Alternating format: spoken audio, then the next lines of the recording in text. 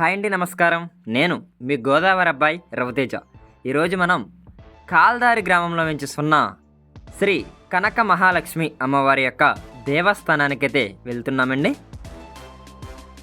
ఎటు చూసినా పచ్చని వరి పైలు మధ్య వెలిసిన శ్రీ కనక మహాలక్ష్మి అమ్మవారి యొక్క దేవస్థానం అండి. అమ్మవారి చరిత్ర ఏమిటంటారా?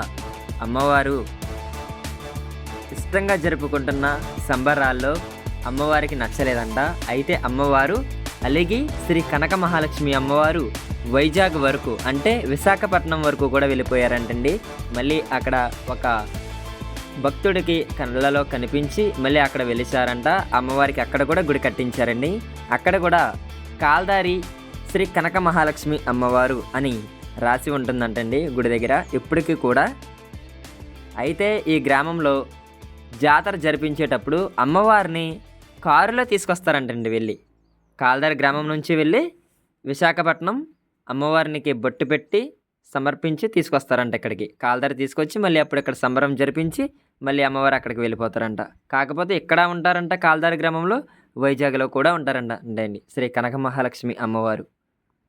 విన్నా నాకే ఎంతో ముచ్చటగా అనిపించిందండి. మీకేమనిపిస్తుందో కామెంట్ చేయండి.